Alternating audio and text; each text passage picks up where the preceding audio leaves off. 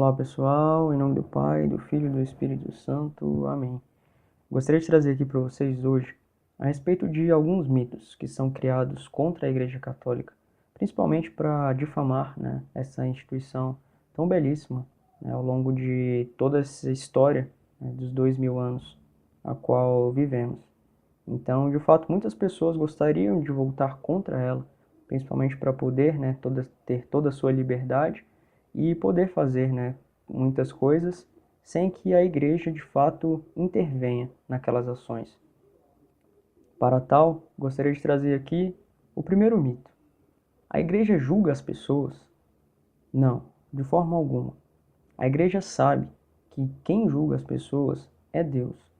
Ele é que tem toda a sabedoria, todo o conhecimento divino para poder julgar essas pessoas, segundo a história daquela pessoa, segundo ao que foi dado por aquela pessoa. Nós de fato não sabemos como será esse julgamento, mas sabemos que de fato Deus é quem o fará. A igreja nada mais faz do que transmitir aquilo a qual o próprio Deus e o próprio Jesus Cristo quis transmitir a nós, Esse Cristo que traz alguns ensinamentos que nos revelam aquilo que agrada ao Pai. Algo que, se vocês pararem para pensar, não agrada apenas à igreja, mas agrada até mesmo a todos os direitos a quais as pessoas criaram, tais leis que pudessem contribuir para que o ser humano vivesse em harmonia nessa terra. Então a gente percebe que, querendo ou não, a igreja traz muita sabedoria e muito conhecimento para que possamos viver bem e agradar principalmente a Deus. Então, agora partindo para o segundo mito, a igreja rejeita os homossexuais. Querendo ou não, isso está bastante ligado, com o assunto anterior, com o mito anterior, e a gente percebe que isso não é verdade. A igreja não rejeita os homossexuais. Inclusive, a igreja vê que não se sabe como uma pessoa se torna homossexual, se de fato é algo genético, se é algo ambiental, se é um contexto histórico. A única coisa que sabemos existem pessoas que são assim. E por isso elas devem ser acolhidas. Elas devem, de fato, receber uma evangelização de forma a estarem também na igreja, a viverem a castidade da mesma forma como os héteros também precisam viver a castidade, Talvez com um pouco mais de dificuldade, com a renúncia maior, porque a gente vê na Igreja Católica que o grande problema é a relação sexual entre pessoas do mesmo sexo.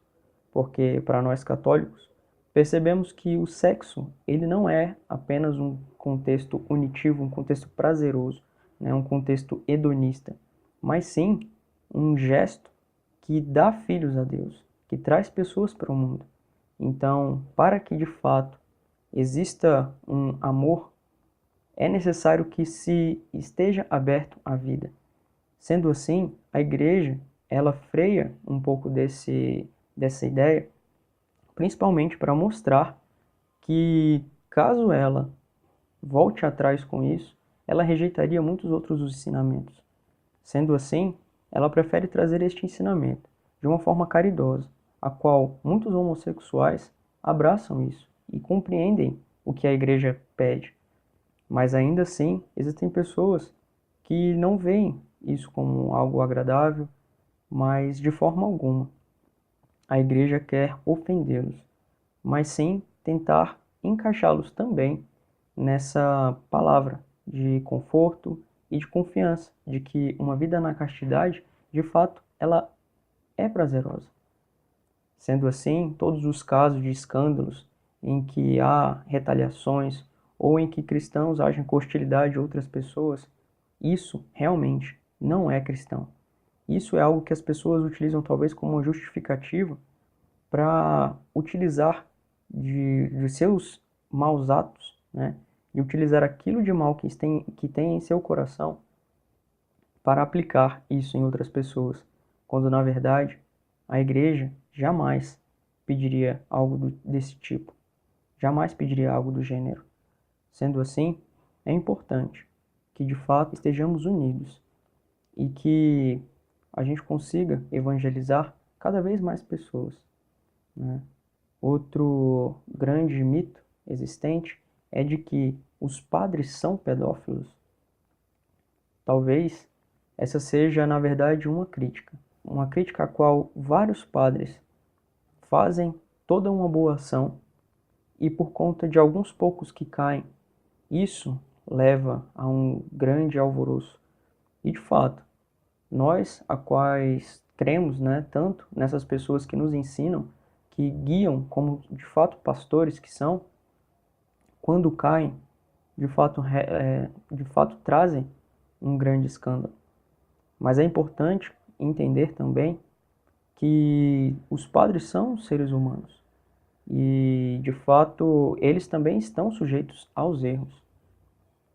Isso não significa que todos os padres fazem esse tipo de coisa, mas, de fato, os poucos que fazem merecem ser tratados com todo o rigor, merecem ser levados à tona, levados a um julgamento, porque, de fato, fizeram algo errado.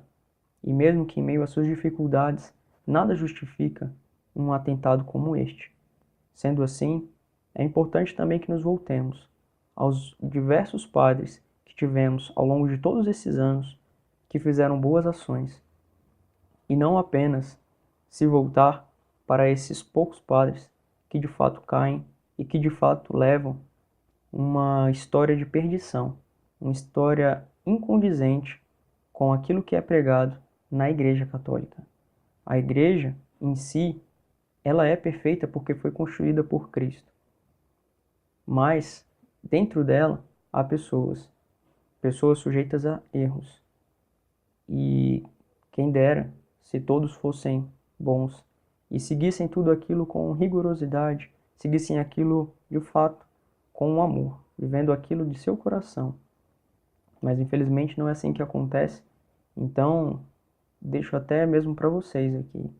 Caso vocês se sintam incomodados com isso, é importante salientar até que ponto eu também não cometo os meus erros e até que ponto eu não ajo como contra-testemunho dentro da minha igreja. Seria muito importante que todos nós tenhamos esta visão para que possamos, de fato, moldar o nosso coração a agir sempre bem, a agir sempre retamente, porque isso, de fato, é o que nos leva a Cristo. Então, irmãs e irmãs, vejam isso como um ensinamento, ao ponto de não colocar as nossas esperanças no Padre, mas sim em Deus.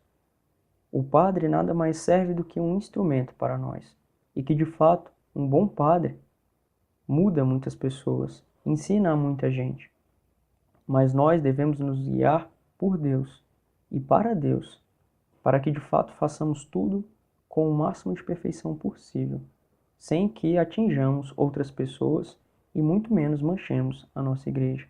Isso é nosso dever como cristão, não só dos padres, mas de todos nós. E que em todos esses escândalos e tudo mais, que tenhamos contato com o nosso bispo e tenhamos contato também com as instituições que julgam esses atos. Então, irmãos e irmãs, peço aqui que vocês continuem em oração pela nossa igreja, porque de fato ela precisa para guiar todo esse povo. Amém? Fiquem todos com Deus.